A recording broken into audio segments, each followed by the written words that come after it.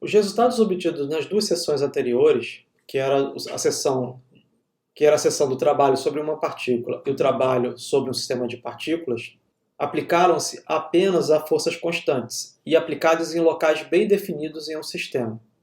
Se as forças não são constantes ou se não podemos determinar o deslocamento da força, os resultados obtidos anteriormente não se aplicam. Como exemplo, a força elástica, que varia com a compressão ou alongamento do comprimento de uma mola. Essa é uma força que não é constante. É uma força que varia conforme a compressão ou alongamento.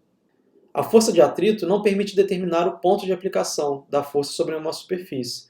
Dado duas superfícies em contato, onde é que a força estará aplicada? Ela está aplicada ao longo de toda a superfície.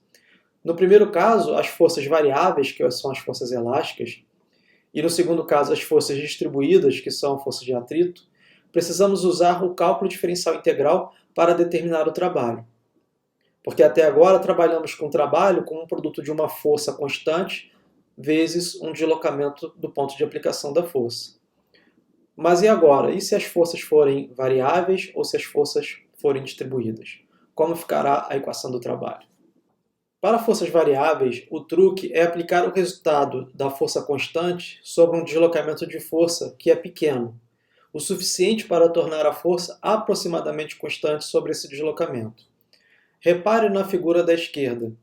Para uma força que varia com a posição em que essa força é aplicada, podemos dividir o deslocamento da força para pequenos segmentos. Para uma determinada força ao longo do eixo x, em função da posição xn, a área do retângulo é numericamente igual ao trabalho feito durante o passo n, de um ponto imediatamente antes para um ponto imediatamente depois do ponto médio em xn. Nesse pequeno deslocamento da força, a força assume um valor constante. Como a força varia com a posição em que essa força é aplicada, podemos dividir o deslocamento da força em pequenos segmentos. Note que há vários pequenos segmentos onde essa força é constante. E esses pequenos segmentos têm uma mesma largura ΔXF. Daí supõe que desejamos conhecer o trabalho realizado por uma força variável em um sistema enquanto o ponto de aplicação da força se move de XI para XF. Primeiro, dividimos o deslocamento da força de XI a XF em n deslocamentos iguais, de largura ΔXF, de modo que a força seja aproximada a constante para cada ΔX. Aplicando a equação de trabalho e somando para todos os n retângulos sobre a curva, nós podemos dizer o seguinte: para cada retângulo nzinho, o trabalho nesse retângulo é o produto da força vezes o deslocamento da força. O trabalho total é o somatório desses n retângulos, ou o somatório desses enésimos trabalhos.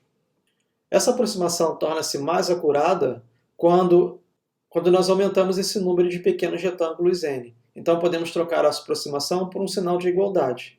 Então, o trabalho será igual ao somatório desses n retângulos do produto da força pelo deslocamento da força.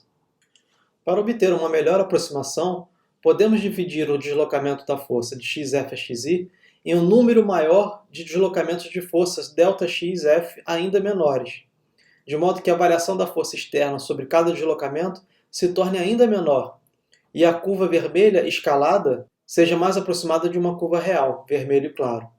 Um resultado exato é obtido se permitirmos que o deslocamento da força ΔXF se aproxime de zero, e o número de pequenos deslocamentos se aproxime do infinito.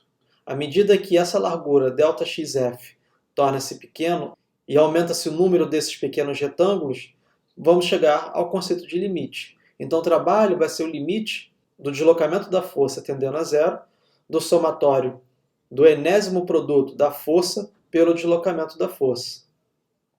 Isto nada mais é que a definição da integral. O trabalho será a integral de uma posição inicial até uma posição final do produto da força pelo deslocamento infinitesimal da força.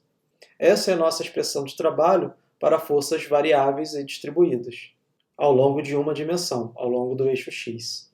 Como eu disse, uma força elástica depende da posição. Uma força elástica é igual a menos a constante elástica vezes a função posição.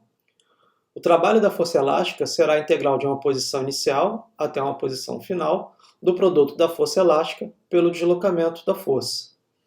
Substituindo a minha função da posição pela força elástica, eu obtenho que o trabalho vai ser integral de uma posição inicial até uma posição final, de menos kx, que é a força elástica, vezes o deslocamento da força elástica.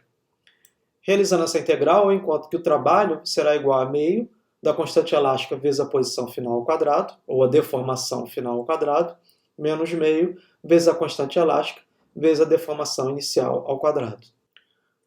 Para um sistema fechado, a variação da energia é igual a zero. Ou posso escrever que a variação da energia cinética mais a variação da energia potencial elástica é igual a zero. A variação da energia potencial elástica da mola é, portanto, igual a menos a variação da energia cinética. Mas eu sei do teorema trabalho-energia cinética que a variação da energia cinética é igual ao trabalho. Daí a variação da energia potencial elástica da mola é igual a menos o trabalho. Ou a variação da energia potencial elástica é menos, que multiplica meio vezes a constante elástica vezes a deformação final ao quadrado, menos meio vezes a constante elástica vezes a deformação inicial ao quadrado.